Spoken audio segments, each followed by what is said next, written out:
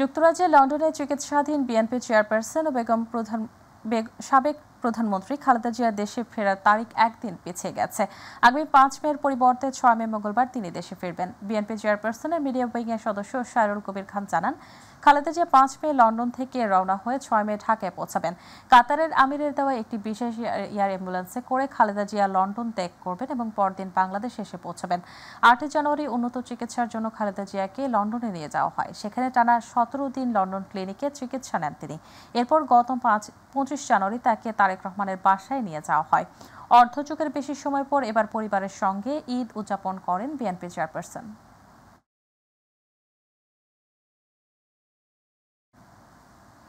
নারী সংস্কার কমিশনের বিতর্কিত সাংঘর্ষিক বিষয় পর্যালোচনার জন্য বিশেষজ্ঞ কমিটি গঠনের নির্দেশনা চেয়ে হাইকোর্টে রিট দায়ের করা হয়েছে। রিটে নারী সংস্কার কমিশনের বিতর্কিত ধারার বৈধতা চ্যালেঞ্জ করা হয়েছে। আজ সুপ্রিম কোর্টের আইনজীবী রওশন আলী এই রিট দায়ের করেন।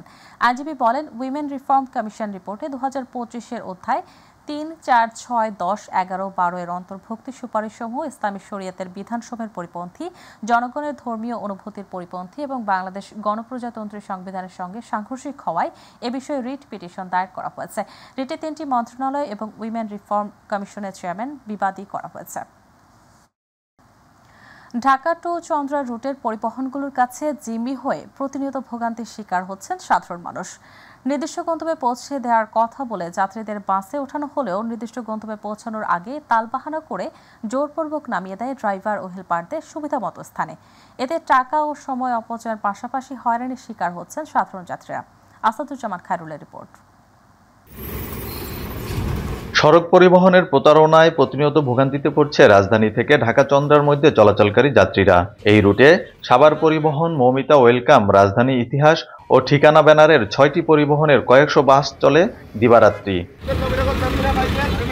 বাসগুলোর সামনে পিছনে বড় বড় করে লেখা আছে ঢাকা টু চন্দ্রা, সাভার, নবীনগর, বাইপেল, জিরানি। আর এই লেখা দেখে চন্দ্রার যাত্রীরা বাসগুলোতে উঠে প্রতারিত হচ্ছেন প্রতিনিয়তই।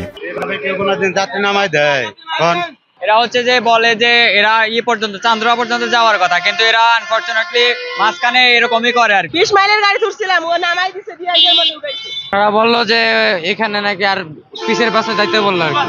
এসব পরিবহন ঢাকার বিভিন্ন স্থান থেকে গাবতলী, সাভার, নবীনগর, বাইপেল হয়ে শেষ গন্তব্য চন্দ্রা স্টেশনে যাওয়ার কথা। সে অনুযায়ী যাত্রীদের কাছ থেকে ভাড়াও আদায় করেন। তবে অধিকাংশ পরিবহনই সাভার পর্যন্ত এসে বিভিন্ন অজুহাতে জোর করেই যাত্রীদের নামিয়ে দেয়। তো গাড়ি সিট দেখে গাড়ি তো উঠে দিচ্ছে, আমি তো আর ভরা গাড়িতে যারা করে দেই নাই যাত্রী। না হরেন না, আমরা গাড়ি ২, ৪টা ১০টা যদি যাত্রী থাকে আমরা অন্য গাড়িতে উঠিয়ে দিই আবার নিজের মনে করি। ঠিকানা মৌমিতা, সাভার, ইতিহাস, এই ৩-৪টা বাস ঘুরে। তথ্য অনুযায়ী পরিবহন কোম্পানিগুলোর রুট পারমিট নিয়েও রয়েছে অনিয়ম। অনেক পরিবহনই অনুমোদনবিহীন। তবে সংশ্লিষ্টরা বলছে ভিন্ন কথা। কিছু কিছু গাড়ি আমাদের অনুপস্থিত, আমরা সবসময় রাস্তা থাকি না, ফাঁকি দিয়ে চোখের ফাঁকি দেখো আমি চালাবো না, বন্ধ রাখবো, এই কথা ওই জায়গাটা পার হইয়া সামনে গিয়ে আবার যায়। আমাদের ড্রাইভার স্টাফের কারণে আমরা ইনকাম ঠিক মতো পাচ্ছি না। গাড়ি রাত্রি একটু কম উঠলেই ওরা গাড়িগুলা ঘুরেই দেয়।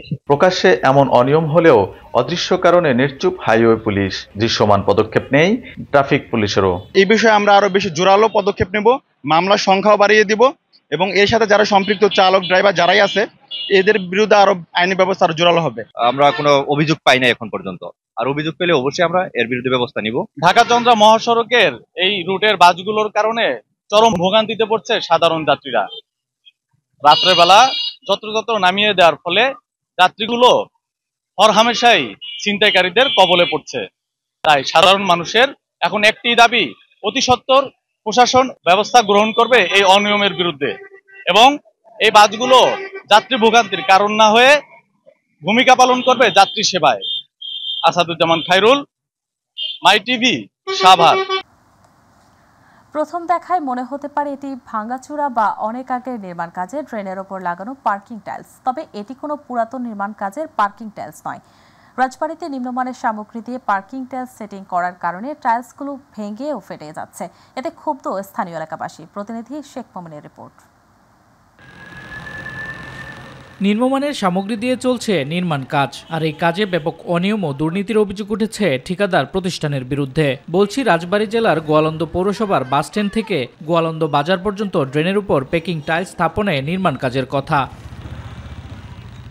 2023 সালে 50,86,584 টাকা ব্যয়ে 970 মিটার পেকিং টাইলস স্থাপনের কাজ পান একটি ঠিকাদারি প্রতিষ্ঠান। চুক্তি মোতাবেক 3 মাসের মধ্যে কাজ সমাপ্ত হওয়ার কথা থাকলেও 3 মাসের কাজ 1.5 বছরেও শেষ করতে পারেনি ঠিকাদারি প্রতিষ্ঠান। শুধু বালি হালকা সিমেন্ট দিয়ে এই টাইলসগুলো বসাইছে, শুধু বালি দিয়ে তার উপরে সিমেন্ট ঢালি দিয়ে তার উপর টাইলসগুলো করছে সাধারণ মানুষের হোঁচটে খুলে যাইতেছে। নিম্নমানের টাইলস শুকিয়ে সিমেন্টের পরিবর্তে বালু ব্যবহার করায় কাজ টেকসই হবে না বলে মনে করেন এলাকাবাসী। এছাড়াও নিম্নমানের সামগ্রী ব্যবহার করায় ক্ষুব্ধ এলাকাবাসী চেয়েছেন ঠিকাদারের শাস্তি। 2 নম্বর টাইলস দিয়ে কাজ করাইছে, যেখানে ঠিকাদার আছে সেখানে চুরি আছে, লুটপাট করে এইটা করেছে।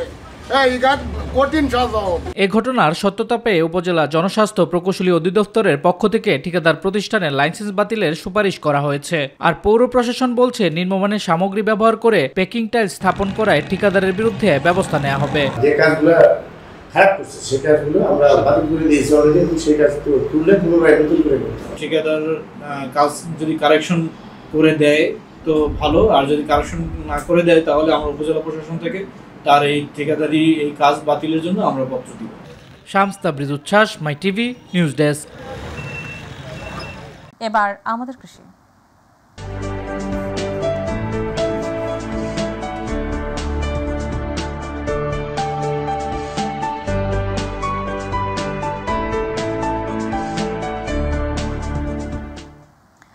দেশব্যাপী চলছে বোরো ধান কাটার মৌসুম। এবছর আবহাওয়া অনুকূলে থাকায় বোরো ধানের বাম্পার ফলন হয়েছে। তবে সেচ, সার ও কীটনাশকের খরচ বেশি হওয়ায় ভালো দাম না পাওয়ার আশঙ্কা কৃষকদের। এদিকে ধান বাজারে উঠলে চালের বাজারে ঊর্ধ্বগতি কিছুটা হলেও সহনীয় পর্যায়ে পৌঁছবে বলে মনে করছেন তারা। প্রতিনিধি আব্দুর রাজ্জাক বাচ্চু তথ্য ভিডিও চিত্রে বিস্তারিত জানছেন জুবাইর রহমান। কুষ্টিয়া সদর উপজেলার ছাইবেরিয়া বিলের এমন সবুজ ধানে ভরা দৃশ্য জেলার প্রায় সব জায়গায়। অনুকূল আবহাওয়া, উন্নত ধানের বীজ, সময়মতো সার ও পানি সরবরাহ পাওয়ায় এবার বোরো ধানের বাম্পার ফলন হয়েছে। তবে সার, বীজ ও সেচ খরচ বেশি হয় ভালো দাম না পাওয়ার আশঙ্কা করছেন কৃষক ও জমির মালিকরা। ধান এবার অন্য বছরের চাইতে অনেক ভালো, ক্যানালের পানি পেয়া। যাই হোক, মোটামুটি সারের দামটা যদি এটা কমতো তাহলে আমরা চাষি একটু ছাড়াই হতাম। সার, কীটনাশক এগুলো আসলে অতিরিক্ত দাম, এই ডিলাররা খুব দাম নিচ্ছে। তবে সরকারের এদিকে একটু নজর দেওয়া দরকার। বছরে আপনার ধানের খুব ফলন ভালো হয়েছে। এই সার, কীটনাশক এগুলো যদি একটু দাম যদি একটু কম হয় তাহলে চাষিরা আরো একটু লাভবান হবে। জেলায় এবার 35,000 হেক্টর জমিতে বোরো ধানের আবাদ হয়েছে। আর ধান উৎপাদনের লক্ষ্যমাত্রা ধরা হয়েছে 2,50,000 মেট্রিক টন। ধানের ধরেন সমস্ত কীটনাশকের ওষুধের দাম সবসময় বেশি, এত বেশি হলে বা আমরা চাষ পাবো। আমার এখন বর্তমান ধরেন যে পরিমাণ পোকা লাগে ধানে, তাতে সেই ধান তো আমার তো বাঁচাতেই হবে। 120 মণ ধান পাবো। ধান খুব ভালো, দেখা যাচ্ছে কোনো অসুবিধা নাই। আমাদের কীটনাশকের দামটা একটু কমাতে হবে। বোরো ধানের আবাদ প্রায় 1100 বিঘা হয়েছে। সার, তেল এইগুলোর খুব দাম ওষুধের, এইগুলোর জন্য আমাদের দেখা যায় খরচটা কোনো রকম মেকআপ হবে।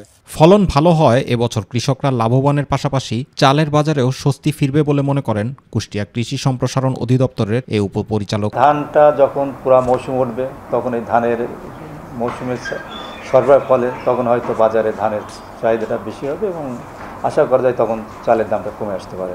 ফলন ভালো হওয়ার কারণটা হচ্ছে যে আসলে এবার আবহাওয়াটা ভালো, শেষের দিকে বৃষ্টি পেয়েছে, ভালো বীজ ব্যবহার করেছে এবং কোনো প্রাকৃতিক দুর্যোগ ছিল না, কোনো রোগ পোকামাকড় ছিল না, অন্যদিকে হচ্ছে যে সার বা অন্য কোনো ঘাটতি ছিল না, যার জন্য কৃষকরা তার পরিচর্যা ঠিকমতো করতে পারছে। এবছর মধ্যস্থভোগীরা যেন ধান মজুত করতে না পারে সেদিকে কঠোর নজরদারি করবে সরকার, এমনটা প্রত্যাশা সংশ্লিষ্টদের। জুবাইর রহমান, মাই টিভি নিউজ। জাঁকজমকপূর্ণ অনুষ্ঠানের মাধ্যমে তাদের ৫ম প্রতিষ্ঠা বার্ষিকী উদযাপন করেছে দেশের অন্যতম শীর্ষ ব্যবসায়িক প্রতিষ্ঠান আকিজ ভেঞ্চার। শনিবার সন্ধ্যায় এ উপলক্ষে এক অনুষ্ঠানের আয়োজন করা হয়। অনুষ্ঠানে জানানো হয় বর্তমানে আকিজ ভেঞ্চার লিমিটেডের অধীনে 6টি ফ্যাক্টরি, 16টি ব্যবসায়ী ইউনিট এবং 45টি ব্র্যান্ড, যার মাধ্যমে সরাসরি 30,000-এর বেশি মানুষের কর্মসংস্থানের ব্যবস্থা রয়েছে। আকিজ ভেঞ্চারের চেয়ারম্যান শেখ শামীম উদ্দিন বলেন, নতুন বাংলাদেশ করার যে স্বপ্ন দেখি তা তরুণদের হাত ধরে এগিয়ে যাচ্ছে। অনুষ্ঠানে আরও উপস্থিত ছিলেন আকিজ পরিবারের সদস্যবৃন্দ ও আকিজ ভেঞ্চার গ্রুপের ঊর্ধ্বতন কর্মকর্তাবৃন্দ সহ সংশ্লিষ্টরা।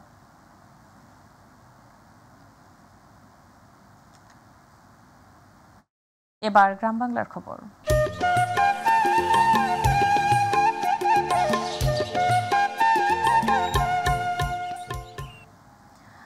ছাদের ওপর বসন্তের হাসির ঝলক আর ছাদের নিচে মৃত্যুর কালো থাবার আঘাতের আশঙ্কায় দিন কাটাচ্ছে পিতা পুত্র। ক্যান্সারে আক্রান্ত শ্রবণ প্রতিবন্ধী পিতা আর 2 বছরের সন্তানের হার্টে ছিদ্র। চিকিৎসা ভালো হওয়ার সম্ভাবনা থাকলেও জোগান হচ্ছে না প্রয়োজনীয় টাকা।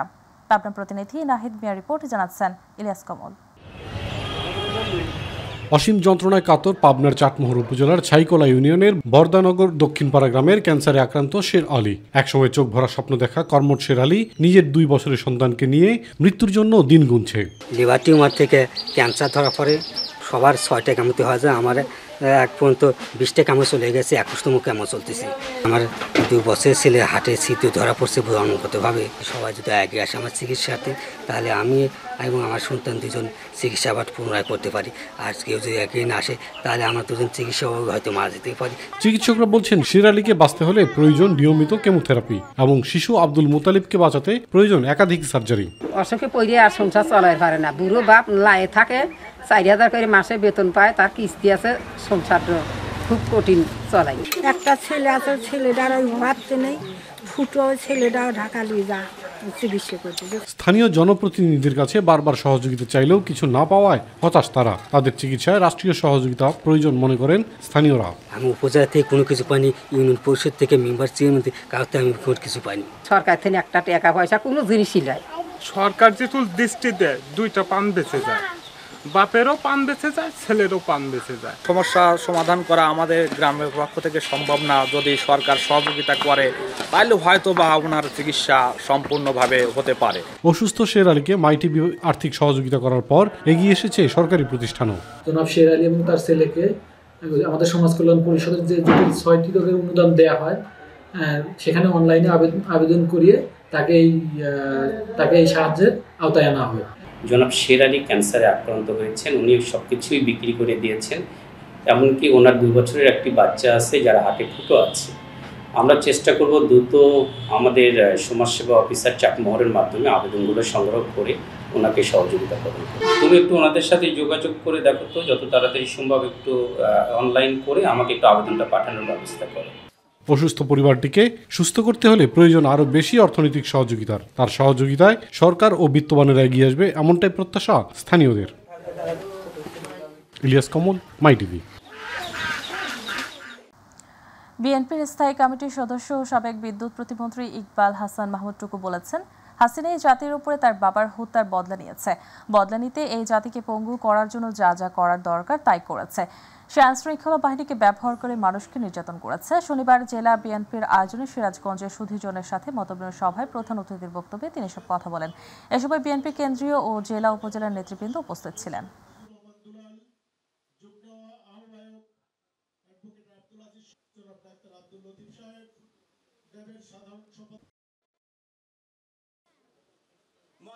দেশপ্রেমিক নেতাদের হত্যা করা হয়েছিল সিরাজগঞ্জে। এই যে সিরাজগঞ্জে আপনার 7টা ক্যাম্প তৈরি করা হয়েছিল, মানুষ মারার ক্যাম্প তৈরি করা হয়েছিল। সেই ক্যাম্পগুলোর প্রচার হয় নাই। তখন আর তো মানুষের হাতে হাতে ক্যামেরা ছিল, তখন মানুষের হাতে হাতে ভিডিও ছিল। তখনকার একমাত্র গণগণকে কিছু ছাপানো হতো, সেটাও তো ব্যান করে দিল। আগামী 10 মে চট্টগ্রামের ঐতিহাসিক পলো গ্রাউন্ড ময়দানে তারুণ্যের রাজনৈতিক অধিকার প্রতিষ্ঠার সমাবেশ সফল করার লক্ষ্যে নগরীর সেগুন বাগান ত্রিভুজ মাঠে প্রস্তুতি সভা করেছে চট্টগ্রাম মহানগর খুলশী থানা যুবদল। থানা যুবদলের সাবেক আহ্বায়ক মোহাম্মদ হেলাল হোসেন হেলালের সভাপতিত্বে এবং সিনিয়র যুগ্ম আহ্বায়ক আশিক মলিকের সঞ্চালনায় প্রধান অতিথির বক্তব্য রাখেন মহানগর যুবদলের সাবেক সভাপতি মোশাররফ হোসেন দীপ্তি। এ সময় উপস্থিত ছিলেন নগর যুবদলের সাবেক সিনিয়র সহসভাপতি ইকবাল হোসেন, ফজলুল হক সুমন, আবু সুফিয়ান সহ অন্যরা।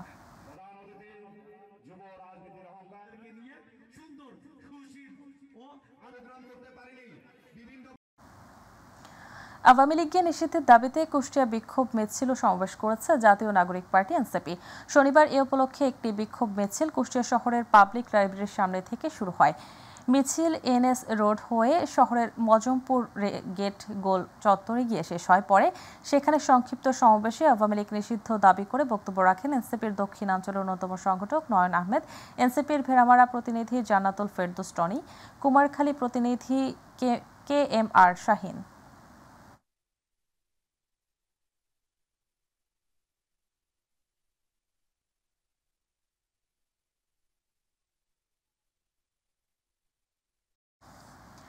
বাংলাদেশ দলিল লেখক সমিতি শরীয়তপুর জেলা শাখার উদ্যোগে সম্মেলন এবং জেলা ও সদর উপজেলার পূর্ণাঙ্গ কমিটি ঘোষণা এবং শপথ পাঠ অনুষ্ঠিত হয়েছে।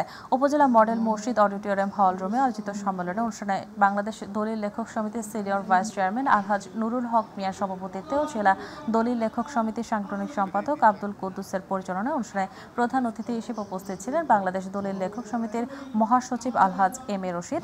অনুষ্ঠানে প্রধান বক্তা হিসেবে উপস্থিত ছিলেন বাংলাদেশ দলিল লেখক সমিতির সিনিয়র যুগ্ম মহাসচিব KS হোসেন টমাস। এ সময় বিশেষ অতিথি হিসেবে উপস্থিত ছিলেন কেন্দ্রীয় কমিটির যুগ্ম মহাসচিব SM আইনাল হক, আমিনুল ইসলাম আখন্দ সহ জেলা উপজেলার সকল দলিল লেখক সমিতির নেতাকর্মীরা উপস্থিত ছিলেন।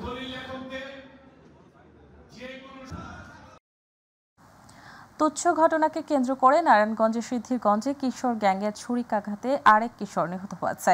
নিহত এই কিশোরের নাম ইয়াসিন। এই ঘটনায় রমজান ও সানি সহ দুজনকে জিজ্ঞাসাবাদের জন্য আটক করেছে পুলিশ। শনিবার দিবাগত রাত 11:30টার দিকে সিদ্ধিরগঞ্জের লাকি বাজার এলাকায় এই ঘটনাটি ঘটে। ঘটনার ভিডিও পাশের একটি সিসি ক্যামেরায় ধারণ হয়। এ বিষয়ে সিদ্ধিরগঞ্জ থানায় অফিসার ইনচার্জ মোহাম্মদ শাহিনুর আলম জানান, এই ঘটনায় জিজ্ঞাসাবাদের জন্য দুজনকে পুলিশ হেফাজতে নেওয়া হয়েছে। গণহত্যার দায়ে শেখ হাসিনা ও তার দোসরদের বিচারের দাবিতে এবং আওয়ামী সন্ত্রাস ও নৈরাজ্য সৃষ্টির ষড়যন্ত্র প্রতিবাদে সিলেট মহানগর স্বেচ্ছাসেবক দলের উদ্যোগে বিক্ষোভ মিছিল অনুষ্ঠিত হয়েছে। শনিবার সিলেট মহানগর স্বেচ্ছাসেবক দলের সিনিয়র যুগ্ম আহ্বায়ক আব্দুস সামাদ তোহেলের সভাপতিত্বে ও যুগ্ম আহ্বায়ক আবু সালেহ মোহাম্মদ তাহের এবং রুনু আহমেদের যৌথ পরিচালনায় সমাবেশে বক্তব্য রাখেন। উপস্থিত ছিলেন মহানগর স্বেচ্ছাসেবক দলের যুগ্ম আহ্বায়ক মুমিনুল হক চৌধুরী রাহি, আবুল কালাম শাহেদ, আজিজ খান সজীব সহ বিভিন্ন নেতৃবৃন্দ।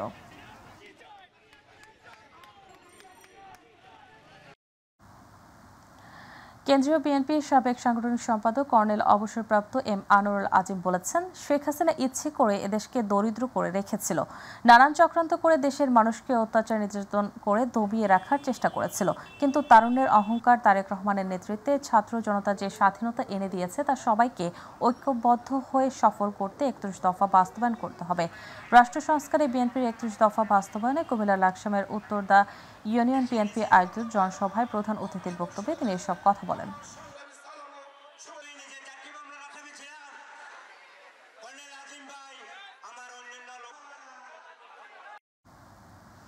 রাজশাহীর চারঘাটে ককটেল বিস্ফোরণ, আগ্নেয়াস্ত্র প্রদর্শন, সাবেক president Ziaur Rahman, BNP chairperson Begum Khaleda Zia, ভারপ্রাপ্ত চেয়ারম্যান তারেক রহমানের ছবি সম্বলিত ব্যানার ফেস্টুন ছেঁড়ার কাজে জড়িতদের গ্রেপ্তার ও বহিষ্কারের দাবিতে বিক্ষোভ সমাবেশ ও মিছিল করেছে বিএনপি।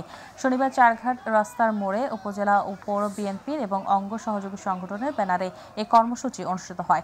সমাবেশ থেকে বক্তারা সন্ত্রাসী কার্যকলাপ ও চাঁদাবাজির সাথে জড়িতদের অবিলম্বে গ্রেপ্তার ও দলীয়ভাবে বহিষ্কারের দাবি জানানো হয়।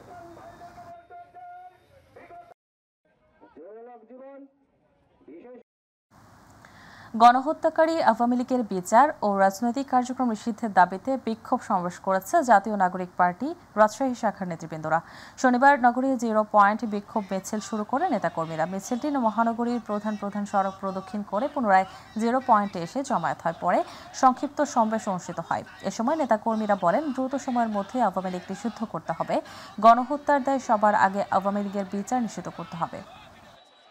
দর্শক, সংবাদ শেষ করব রাজধানী কৃষ্ণচূড়ার অপরূপ দৃশ্যের একটি খবর দিয়ে।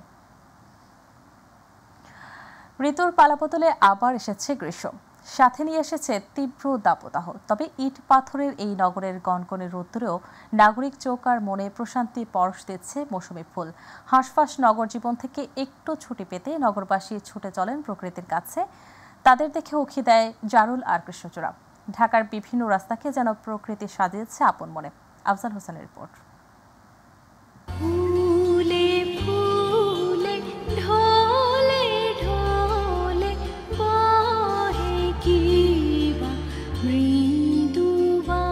এখানে ঘুঘুর ডাকে অপরাহ্নে শান্তি আসে মানুষের মনে। এখানে সবুজ শাখা আঁকাবাঁকা হলুদ পাখিরে রাখে ঢেকে। এভাবেই ফুলের সৌন্দর্যের কথা প্রকাশ করেছিলেন কবি জীবনানন্দ দাশ। ফুলের সেই সৌন্দর্য এখন ধরা দিয়েছে ইট পাথরের ঢাকায়। পত্রপল্লব নিয়ে চোখ ধাঁধানো লাল টকটকে উজ্জ্বল রং ছড়াচ্ছে কৃষ্ণচূড়া, যেন সবুজের বুকে এক টুকরো লাল। কৃষ্ণচূড়ার রক্তিম উল্লাস দেখে হাসছে জারুলও। পিছিয়ে নেই সোনালু কিংবা রক্তজবা, এ যেন সৌন্দর্য বিলিয়ে দেওয়ার প্রতিযোগিতা। প্রকৃতির সাথে থাকতে আমারও খুব ভালো লাগছে, জায়গাটি অনেক সুন্দর। আমি আমার ফ্রেন্ডের সাথে ঘুরতে এসেছি। কংক্রিটে মোড়ানো ঢাকার বাতাসে দুলতে থাকা ফুলেরা জানে না এই শহর কতটা ব্যস্ত। তারা কেবল জানে জীবন উজাড় করে সুন্দরের সৌরভ ছড়িয়ে দিতে। ব্যস্ত জীবনের অবসাদ ভেঙে তাই তো থমকে দাঁড়ায় পথিক। এখানে বসে থেকে খুব ভালো লাগতেছে, মনোরম পরিবেশ উপভোগ করতেছি। গাছ গাছালি ফুল ফুল সব দিক দিয়ে ভালো লাগতেছে। চারদিকে ফুলের ভিতরে বেশিরভাগ নজর কাড়ে হচ্ছে কৃষ্ণচূড়া ফুল। এটা তো আল্লাহ তাআলার অপর এক নিয়ামত, যেটা জান্নাতের ভিতর অনেক সুন্দর, দুনিয়ার ভিতর অনেক সুন্দর। রাজধানীর হাতিরঝিল, রমনা পার্ক, জিয়া উদ্যান, ধানমন্ডি লেক, বোটানিক্যাল গার্ডেন সহ বিভিন্ন এলাকায় সৌন্দর্য পিপাসুরা ছুটছেন ফুলের সাথে নিজেদেরকে ফ্রেমবন্দি করতে। জারুল, কৃষ্ণচূড়া, স্বপ্নচূড়া, রাধাচূড়া ও জিনিয়ার সৌরভে যেন মাতোয়ারা প্রকৃতিপ্রেমীরা। ফুল ফোটে, ফুল ঝরে, ঝরে পড়া ফুলও যেন উজাড় করে নিজেকে মেলে ধরে পথের বাঁকে। কংক্রিটের রাস্তায় পড়ে থাকা ফুলও যেন ক্যানভাসে আঁকা ছবি।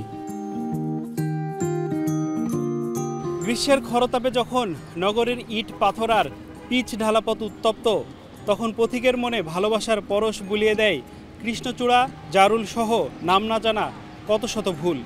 তাই তো যাপিত জীবনের সাদা কালো ক্যানভাস রঙিন করে নিতে অনেকেই হাজির হন প্রকৃতির কাছে। সবার প্রত্যাশা এমন ফুলে ফুলে ভরে উঠুক নগরীর সবকটি সড়ক, আর প্রশান্তি ছুঁয়ে যাক সবার মন। আফজাল হোসেন, মাই টিভি, ঢাকা।